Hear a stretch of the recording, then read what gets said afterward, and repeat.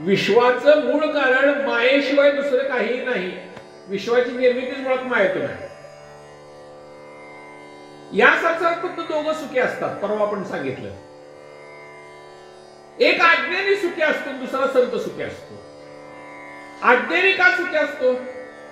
मला त्याचं अज्ञान आहे, मला त्याची माहिती नाही, हे पण त्याला माहित नसतं. मी आज्ञेने हे त्याला माहित नसतं, त्यामुळे ती सुखी असते. त्या ठिकाणी कुठलाही अहंकार येत नाही. आणि दुसरे असतात ते संत, कारण परिपूर्ण ज्ञान झाल्यामुळे त्याच्याही पलीकडे असतात. ते नित्य संतुष्ट असतात, सुखदुःखाच्या पलीकडे असतात. ठीक आहे, हे दोनच लोक सुखी असतात.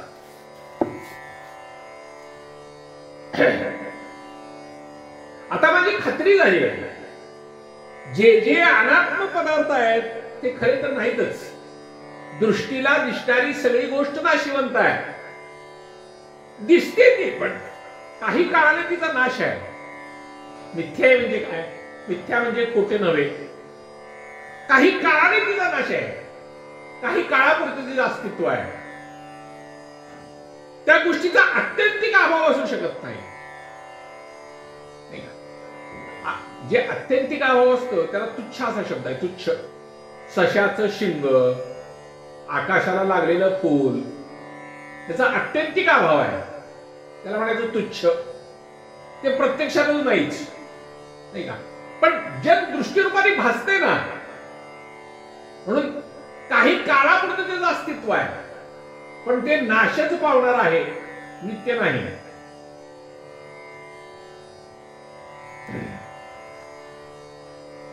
आणि भगवंताच्या चरणी जेव्हा आपलं मन एकाग्र होतं, त्यामुळे काय होतं? जन्म मृत्यूचा फेरा नाहीसा होतो. आणि संत काय आहेत? भगवत प्राप्तीच्या मार्गाने वाटाडे. संत वाट दाखवतात, त्यांनी दाखवलेल्या वाटेवरून आपण चालावं. हे असं का तसं का विचारू नये. ज्ञानोबा तुकोबाने जी वाट दाखवली त्या वाटेवरून चालत राहावं. संत प्राप्ती झाल्याशिवाय, भगवत प्राप्ती झाल्याशिवाय राहणार नाही. ते आपले वाटाडे.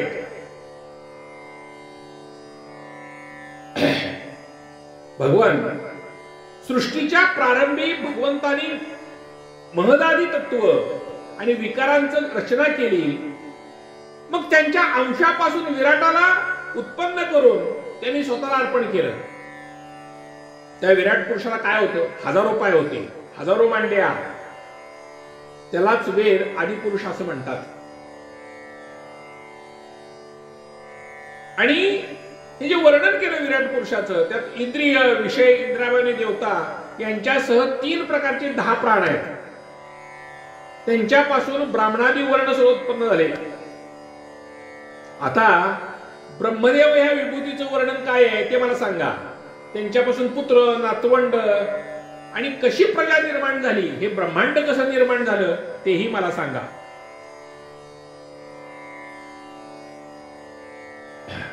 त्याने कोणत्या प्रजापतीला निर्माण केलं, मग सर्ग काय, उपसर्ग काय, मन्वंतराचं लक्षण काय, हे कसं प्रकट झालं, हे सगळं मला सांगा. हे मैत्रेय, मनुचे वंश, वंशधर राजांची चरित्र, पृथ्वीवरच्या आणि खालच्या निरनिराळे लोक, भूलोकाचा विस्तार, त्यांची स्थिती, हे सगळं वर्णन करा. मनुष्येतर प्राणी, मनुष्य, देवता, सरपटणारे प्राणी, पक्षी, स्वेदज, अंडज, उद्वीज, हे सगळे प्राणी कसे उत्पन्न झाले ते सांगा. ब्रह्मन धर्म, अर्थ, काम आणि मोक्षाच्या प्राप्तीसाठी लागणारी, एकमेकांना विरोध नसणारी साधनं, व्यापार, राजनीती, शास्त्र श्रवण, विधी, शास्त्रांचा विधी, पितृगणांचा सृष्टी, त्याबरोबर कालचक्रामध्ये ग्रह, नक्षत्र, तारागणांची स्थिती, या सगळ्या गोष्टींचं सगळं तुम्ही मला माहिती द्यावी. हे ब्राह्मण श्रेष्ठ, दीनवत्सल असणारे गुरुजन, आपले अनुयायी शिष्य, पुत्र यांनी विचारलं नसतानाही त्यांच्या हिताची गोष्ट सांगतात. भगवान महादानी तत्वांचा प्रलय किती प्रकारचा आहे. भगवान योगनिद्रेत शयन करतात तेव्हा तत्वातील कोणतं तत्व त्यांची सेवा करतात आणि कोणत्या त्यांच्यामध्ये लीन होतात. जीवाचं तत्व, परमेश्वराचं स्वरूप, उपनिषदांनी प्रतिपादन केलेलं ज्ञान, गुरु आणि शिष्य परंपरेचं प्रयोजन काय आहे? मायेमुळे माझी विचारदृष्टी नष्ट झाली आहे, मी अजाण आहे. आपण परम सुहृद आहात म्हणून श्रीहरी त्यांच्या लीलाचं ज्ञान प्राप्त व्हावं म्हणून मी तुम्हाला काही प्रश्न विचारतोय, कृपया मला उत्तर द्या.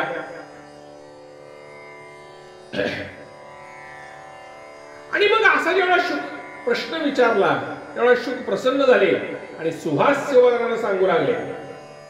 मैत्रेय उवाच सत्सेवनियो मत्पूर्वंशो यलत्पालो भगवत् प्रधानः बभूविते हाजिककीर्तिमाला पदे पदे नूतनस्य भीक्षणम. मैत्रेय म्हणतात, विदुरा, भगवत भक्त लोकपाल यमराज आहेस. तू पूर्ववंशात जन्म घेतल्याने तू वंश साधू पुरुषांनाही सेवनीय झाला आहे. क्षुद्र विषय सुखाच्या इच्छेनं मोठी दुःख ओढून घेणाऱ्या लोकांच्या दुःख निवृत्तीसाठी आता मी भागवत पुराण सांगतो. ते पुराण स्वतः संकर्षण भगवंतांनी सनकादिक ऋषींना सांगितलं होतं.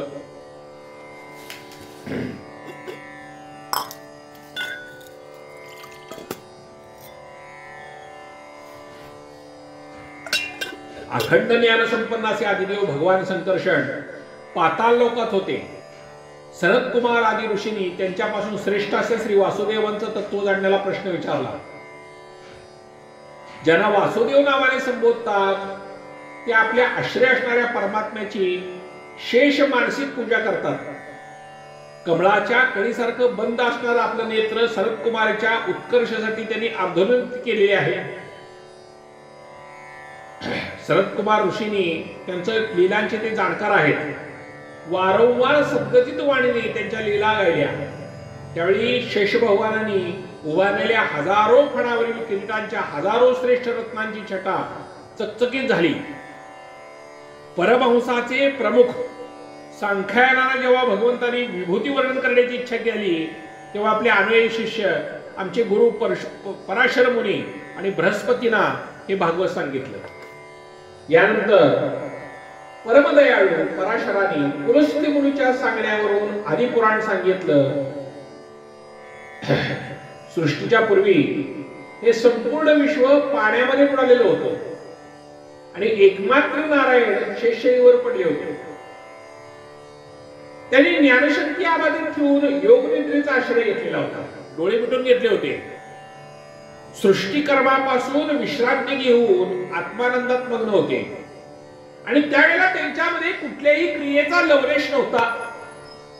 ज्याप्रमाणे अग्नी लाकडामध्ये असतो, अग्नी आहे, सुप्त अवस्थेत आहे, घर्षण जागेवर प्रकट होतो ना, अग्नी आहेच की. तसं भगवंतानी सर्व प्राण्यांच्या सूक्ष्म शरीरांना आपल्या शरीरात लीन केलं होतं आणि ज्याला शयन करत होते. आणि पुन्हा जेव्हा निर्मिती करायला तेव्हा पुन्हा जागवण्यासाठी फक्त कार्यशक्तीला जागे ठेवलं. याप्रमाणे स्वरूपभूत चित्तशक्तीसह 1000 युग चौकड्या जलात शयन झाल्यावर तेव्हा त्यांनी कार्यशक्तीनं जीवाच्या कर्माच्या प्रवृत्तीसाठी प्रेरणा दिली आणि असंख्य लोक पाहिले.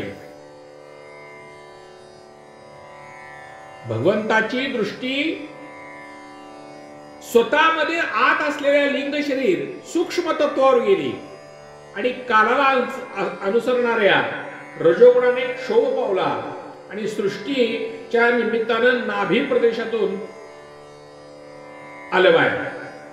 कर्मशक्तीला जागृत करणाऱ्या कालाप्रमाणे नारायणाच्या नाभीतून सूक्ष्म तत्व प्रकट झालं कबलकोशाने. सर्व गुणांना प्रकाशित करणाऱ्या त्या सर्व लोक असलेल्या कमलामध्ये ते भगवान विष्णू अंतर्यामी रूपाने प्रविष्ट झाले. भगवंताच्या नाभिकमलातून ते कमळ प्रकट झालेलं आहे आणि त्यातून सर्व वेदांचे जाणणारे ब्रह्मदेव प्रकट झाले. म्हणून त्याला लोक काय म्हणतात, स्वयंभू. त्या नाभीतून जे कमळ निर्माण झालं त्या कमळातून ब्रह्मदेवाची उत्पत्ती झाली. त्या कमलकोशावर ब्रह्मदेवांना कोण दिसलं नाही. डोळे फिरवले, इकडे इकडे बघितलं. ज्यावेळी त्यांनी मान इकडे इकडे फिरवली, चारही दिशेला मान फिरल्यामुळे त्याला 4 चेहरे निर्माण झाले, 4 तोंड निर्माण झाले. वाऱ्याचा प्रचंड वेग होता आणि प्रचंड वाऱ्याच्या उसळतर्ग लाटा उसळत होत्या. आणि मग या कमळाचं रहस्य काय आहे? आपण कोण आहोत, कुठून आलो आहोत? ब्रह्मदेव बघू लागले, कोणच दिसत नाही. आणि खोल अंधकारात ते कमळातून लिंग रूपाने ते धारण करून आधी खाली खाली खोल खोल खोल गेले, देठाच्या मार्गातून शिरले. पण त्याला काशाचीही जाणीव झाली नाही, गडद अंधारा होता. त्यामध्ये ब्रह्मदेवाचा पुष्कळचा काळ असा व्यतीत झाला. त्यालाच भगवंताचं कालचक्र असं म्हणतात. ते कसं आहे? प्राण्यांना भयभीत करतं बर का, आणि त्यामुळं माणसाचं आयुष्य क्षीण होतं. शेवटी इच्छा पूर्ण झाली नाही, पुन्हा आले आणि कमळावर येऊन बसले आणि ध्यान लावून बसले, समाधी स्थिर अवस्था केली. अशी 100 वर्ष योगाभ्यास केला आणि त्यांना ज्ञान प्राप्त झाली ब्रह्मदेवाला. अगोदर जे शोधून सापडलं नाही आणि मग ते त्यांच्या योग समाधी साधन त्यांच्या अंतःकरणातच आहे याची त्यांना जाणीव झाली. प्रलयकालीन जलामध्ये शेषाच्या कमलाच्या देठासारख्या गोऱ्या आणि विशाल शैलीवर पुरुषोत्तम भगवान एकटेच पोहोचले होते. शेषनागाच्या हजारो फणा छत्रासारख्या पसरलेल्या आहेत. मस्तकावरील किरीटावरती रत्ने जळलेले आहेत आणि त्यामुळे त्या पाण्यावरचा सगळा अंधार नाहीसा झाला.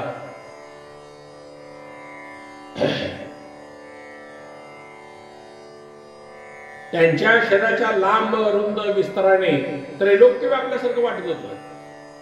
दिव्य वस्त्रांना आभूषणांना सुशोभित करणारे असूनही पितांबर त्यांनी वस्त्रालंकाराने सुशोभित केलं होतं. सुंदर नासिका, रेखीव भुवया, कानातील झगमणारे कुंडल, लालसर ओठ, भक्तांची पीडा दूर करणारे हास्ययुक्त मुखकमल यांनी ते भक्तांचा सन्मान करत होते. त्यांनी कमरेवर कदंब फुलातील केसराप्रमाणे पितांबर आणि सुवर्ण मेखला हातात घेतली होती. अमूल्य असा हार होता. सुंदर श्री वत्सचिन्ह वक्षस्थळावर होतं. ते अव्यक्त मूळ असलेल्या चंदनाच्या वृक्षाप्रमाणे होतं.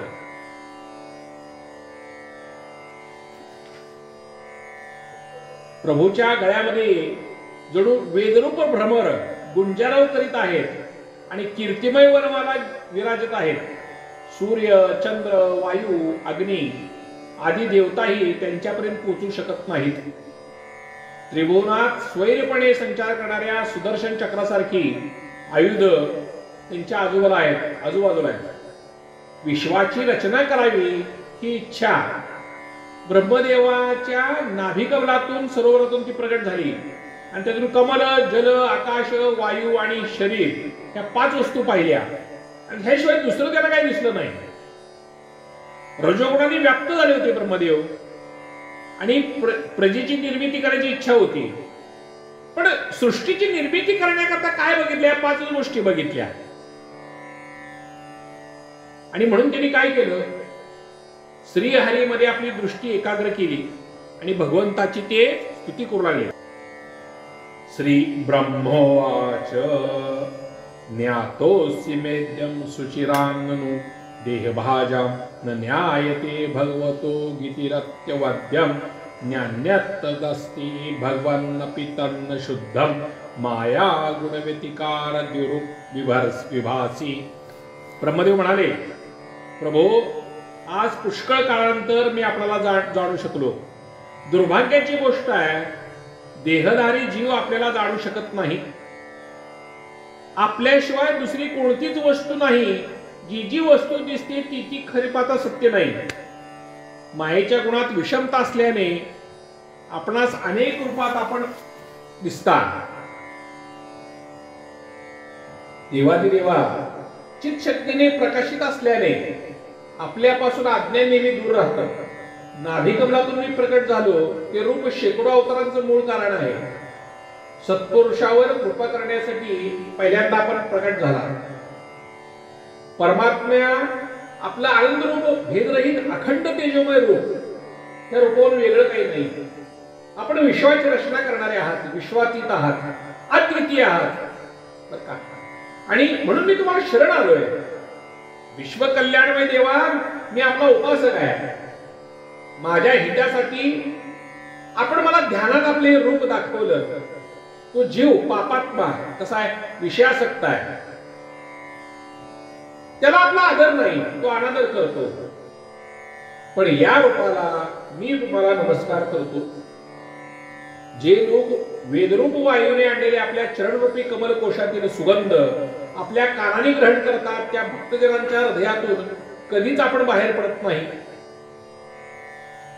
जोपर्यंत माणूस अभय देणाऱ्या चरण कमलांचा आश्रय घेत नाही, तोपर्यंत त्याला धन, घर, सुहृदापासून होणारा भय, शोक, लालसा, अपमान, क्षोभ सतावित राहतात.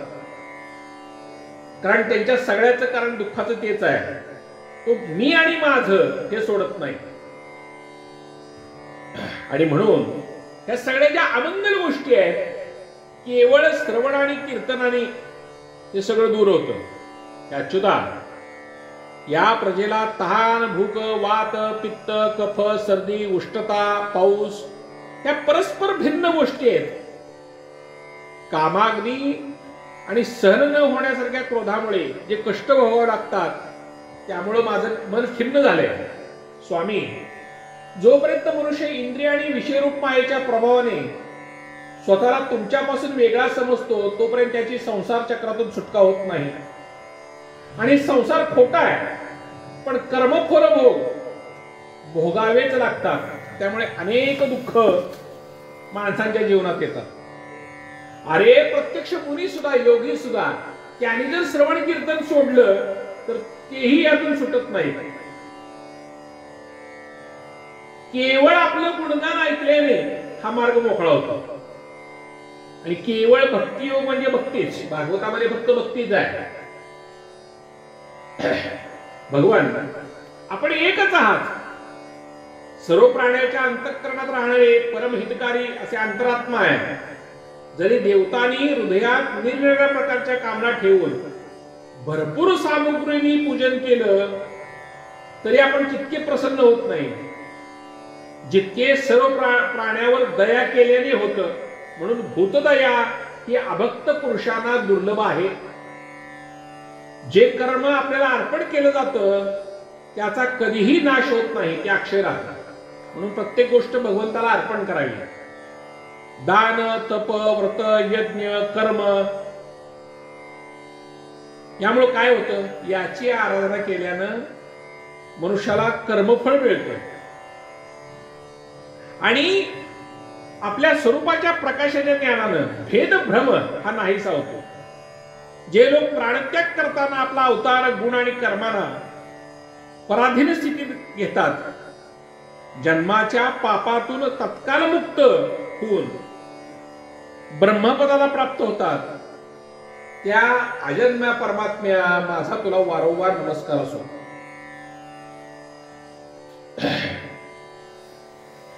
दोन परार्धापर्यंत राहणारा आणि सर्वांना वंदनीय असणाऱ्या सत्य लोकात मी अधिष्ठित आहे, तरीही मी कालाला घेतो. आधियज्ञ रूपाने तपाचे साक्षीदार असणाऱ्या हे परमात्म्या तुम्हाला नमस्कार करतो. भगवंताची स्तुती केलेली आहे. आपण संपूर्ण जगाचे एकमात्र सुहृदात आत्मा आहात. शरणागतावर कृपा करणारे आहात. आपले ज्या ज्ञान आणि ऐश्वर्याने आपण या विश्वाला आनंदित करतात आणि बुद्धीला युक्त व्हावं अशी मी तुम्हाला सृष्टी निर्माण करेन. आपण भक्ताच्या इच्छा पूर्ण करणारे आहात. आपली शक्ती लक्ष्मी सहित अनेक गुणावतार आपण जी जी अद्भुत कर्मे कराल त्यापैकी एक मी ती करीत आहे, तो म्हणजे हा सृष्टी रचण्याचा उद्योग. प्रभू, जलात शयन करीत असताना अनंत शक्ती अशा परमपुरुषाच्या नाभिकमलातून माझी उत्पत्ती झाली आणि परमपुरुषाच्या नाभिकमलातून मीच आपली विज्ञान शक्ती आहे म्हणून जगाच्या विविधतेने नटलेल्या रूपात विस्तार करते वेळी माझ्या वेदरूप वाणीच्या उच्चारणाचा लोप झाला नाही. मैत्रेय म्हणतात, विदुरा, अशा प्रकारे तप, विद्या आणि समाधीनं ब्रह्मदेवाने आपले उत्पत्ती स्थान भगवंताला पाहिलं आणि आपल्या मनानं वाणीनं शक्तीनुसार आपल्या थकले त्याला जाणलं. परमात्मा जाणताच येत नाही ना.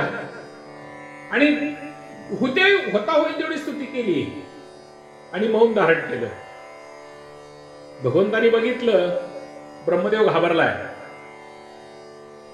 कारण सृष्टीच्या निर्मितीचा निश्चित असा काही त्याच्याकडे संकल्प नाही.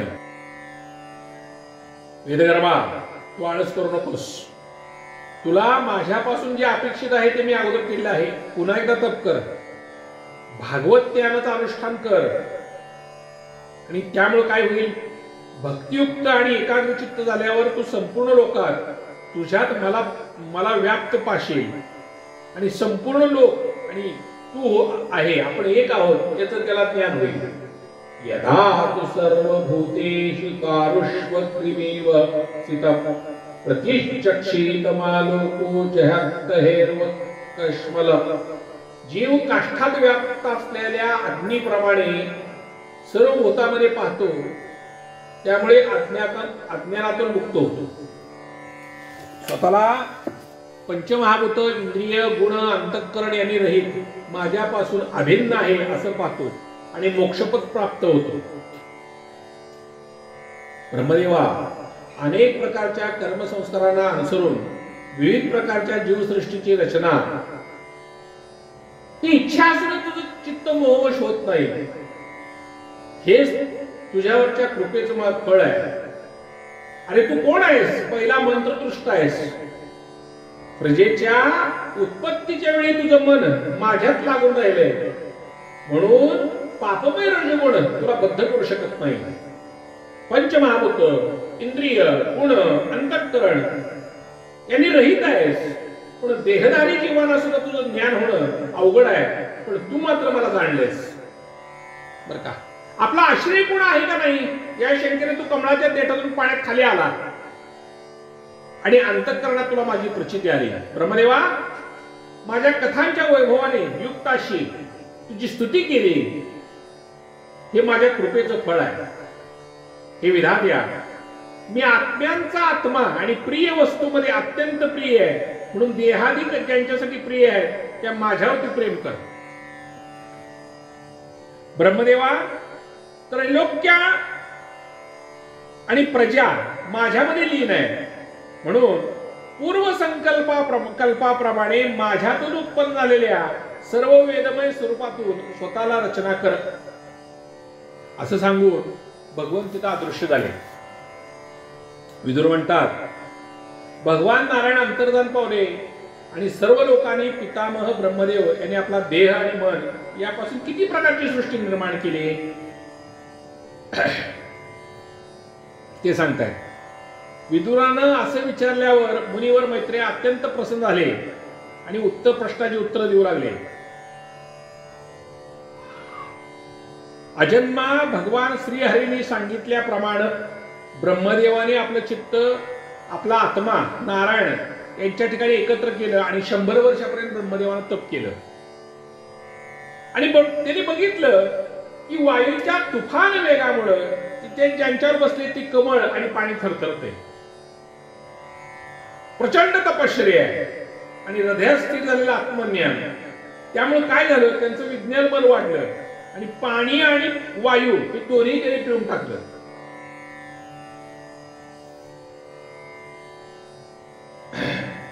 भगवंतानी सृष्टी कार्यासाठी नेमलेल्या ब्रह्मदेवाने मग त्या कमल कोशात प्रवेश केला आणि एकाचं भू, भुवा, स्वा असे 3 भाग केले. वास्तविक ते कमल एवढं मोठं होतं की त्यात 14 किंवा त्यापेक्षा अधिक लोक निर्माण होऊ शकले असते. जीवांची भोगस्थानं म्हणून त्या 3 लोकांचे शास्त्रात वर्णन केले. जे निष्काम कर्माचरण करतात त्यांना महर लोक, तपोलोक, जनलोक, सत्यलोक आणि ब्रह्मलोकाची प्राप्ती होते. विदुर म्हणतात, ब्रह्मन, आपण अद्भुत कर्मा विश्वरूप अशा श्रीहरीच्या त्या कालनामक शक्तीविषयी सांगितलं, त्याविषयी विस्तार करून मला सांगा. मैत्रेय म्हणतात, विषयांचं बदलणं हेच कालाचं स्वरूप आहे. तो काल स्वतः निर्विशेष आहे, अनादी आहे, अनंत आहे. त्याला निमित्त करून भगवान आपल्या लीलेने प्रकट होतात. हे सगळं विश्व भगवंताच्या मायेनं लीन होऊन ब्रह्मरूपामध्ये स्थित होतं. त्याला भगवंताची अव्यक्त मूर्ती कालाच्या द्वारा पुन्हा प्रकट होते. आता जसं जग आहे तसंच अगोदरही होतं आणि पुन्हा तसंच राहणार आहे. जगाची उत्पत्ती 9 प्रकारे होते. त्यामध्ये प्राकृत आणि वैकृत आणि ह्या भेदानं 10वी सृष्टी होती. त्यामध्ये प्रलय काल द्रव्य गुणांच्या द्वारे 3 प्रकारे होते. पहिली सृष्टी महत्त्वाची, दुसरी सृष्टी अहंकाराची बरं का, तिसरी सृष्टी भूतसर्ग म्हणजे ज्याच्यामधून पंचमहाभूत आणि तन्मात्रा निर्माण होतात. चौथी सृष्टी आहे इंद्रियाची, त्यामध्ये ज्ञान क्रियाशक्ती आहे. पाचवी सात्विक अहंकारापासून उत्पन्न झालेल्या इंद्रियाची अधिष्ठानाची देवता यांची होती. 6वी अविद्या, त्यामध्ये तामिस्त्र आंध्रतामिस्त्र तम मोह महामोह ह्या गाठी आहेत. भगवंताचं चिंतन करणाऱ्यांचं दुःख दूर करणाऱ्या रजोगुणाचा स्वीकार करून सृष्टी निर्माण करणाऱ्या भगवंताची ही लीला आहे. वनस्पती औषधी लता विरुद्ध द्रुम हे खालून वर चढतात. यांच्यामध्ये ज्ञानशक्ती प्रकट होते.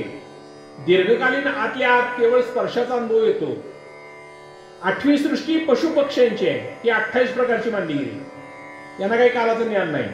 यामध्ये काय असतं, तमोगुण अधिक असतो आणि केवळ वासावरून त्याचं ज्ञान होतं म्हणून त्यात विचारशक्ती नाही. पशुयोनीमध्ये गाय बकरा रेडा काळवी डुक्कर रुरू नावाचा हरिण मेंढा उंट खुरांचे पशु आहेत. 2 खुरांचे पशु, गाढव घोडा खेचर पांढरे हरिण चित्ता वनगाय एक खुर असलेले 5 नखे असलेल्या पशूंची नावे सांगतो. कुत्रा कोल्हा लांडगा वाघ मांजर ससा नाळ सिंह माकड हत्ती कासव घोरपड बगळा गिधाड ससाणा भास बल्लूक मोर हंस सारस चक्रवाक कावळा घुबड हे जीव पक्षी. विदुरा 9वी सृष्टी आणि मनुष्याची आली.